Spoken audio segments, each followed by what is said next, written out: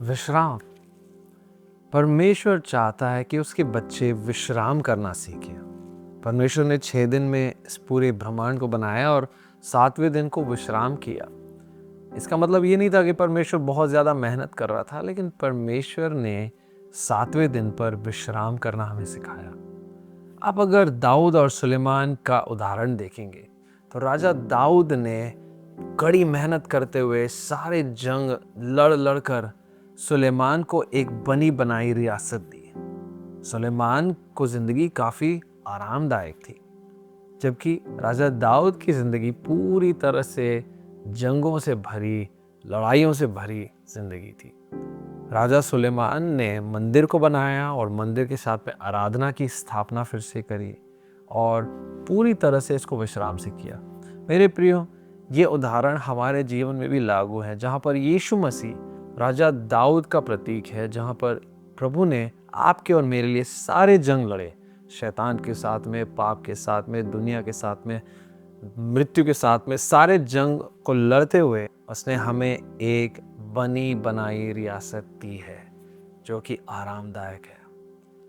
अगर आप और मैं उत्पत्ति 3 वाली जिंदगी जीते हैं, जो कि शराब से भरी, बहुत संघर्ष भरी इस दुनिया से लड़ते लड़ते, अगर हम परमेश्वर के उस रेस्ट को, परमेश्वर के उस विश्राम को नहीं समझेंगे तो हम उसी तरह से उत्पत्ति 3 वाली जिंदगी जिएंगे।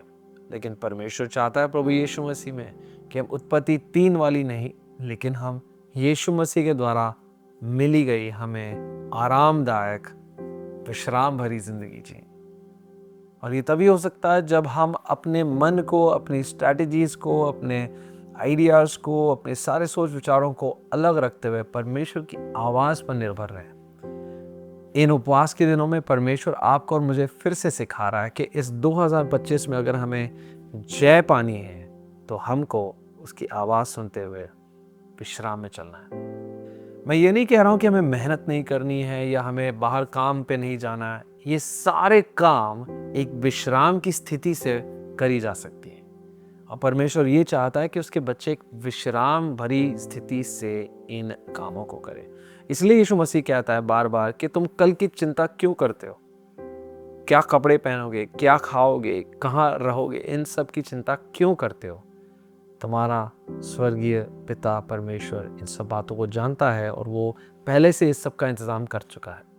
लेकिन कई विश्वासी जो है उस इंतजाम का लाभ ना लेते हुए अपने खुद के हाथ पैर मारते मारते मारते अपनी जिंदगी बनाना चाहते हैं। मेरे प्रियो, परमेश्वर आपको और मुझे विश्राम भरी जिंदगी देना चाहता है। बाइबल बताती है कि परमेश्वर पर भरोसा रखो और अपनी बुद्धि पर निर्भर ना रहो। अपने सारे कामों में उसको पहले करो, वो तुम्हारे मार्गों को साफ करेगा, सीधा करेगा, टेढ़े मार्गों को खोल देगा। मेरे प्रियो, हमारी जिंदगी में हमें परमेश्वर पर पूरी तरह से भरोसा रखना है। कई बार सेवकाई में ऐसा हुआ करता था जहाँ पर मैं बहुत ज़्यादा हाथ पैर मारता था। फिर एक समय आया जब परमेश्वर ने इस विश्राम का मुझे प्रकाशन दिया। फिर मैं समझने लगा कि कम करने में और परमेश्वर की आवाज़ सुनकर आरामदायक काम करने में ही सुकून है। वहीं पर शांति है, वहीं पर विश्राम है। आप देखेंगे यीशु मसीह उस बड़े तूफान में भी एक तकिया लेकर गया, क्योंकि तूफान का उस पर कोई प्रभाव नहीं हुआ। यीशु मसीह तूफान से नहीं डरता था। यीशु मसीह अपने विश्राम को बहुत चाहता था और प्रेम करता था। मेरे प्रियो, आज अगर जिंदगी में कोई भी तूफान से आप होकर के जा रहे हो तो तकिया जरूर लेकर जाएं, क्योंकि यीशु मसीह की तरह आप भी उस तूफान पर जय पाएंगे अगर आप विश्राम को महत्व देंगे। प्रभु आप सबको आशीष दें।